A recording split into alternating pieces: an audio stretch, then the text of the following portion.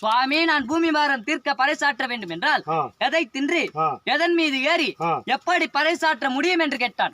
ஐங்கல்லு சாராயமும் அரகல்ல கல்லையும் கலந்து வைத்திருக்கிறேன், அது கருந்தி நான் ஏறும் வெள்ளை மதையானை மீதேறி அமர்ந்து இந்த பாரெங்கும் பறைசாற்றி வாடா என்று சொன்னார் சிவபெருமான். ஐயனின் வார்த்தைப்படி மதுபானத்தை தான் அருந்தி வெள்ளை மதையானை மீதேறி அமர்ந்து அதிகாலை நேரத்திலே காளி கோவலை அடைந்து அம்மனே அம்மனே என்று குரல் கொடுத்தான் வீர ஜாம்பகன். ஜாம்பகனின் குரலை கேட்டு சக்தியோ கண் விழித்து பச்சரிசி பல்கடித்து பராசக்தி எழுந்து நின்று 7 கதவை திறந்து எதிரே வந்து நின்றாள் காளிகாதேவி. சக்தியை பார்த்தவுடன் சாராயம் நிலை மறந்து கால் நடுங்கி கரம் நடுங்கி உடல் நடுங்கி நின்றான் வீர ஜாம்பகன். அடே வீர ஜாம்பகா, வெள்ளியும் முளைக்கவில்லை, விடியற்கால பிறக்கவில்லை, இந்த அன்னை எழுப்பிய காரணம் என்னவென்று கேட்டால் காளிகாதேவி.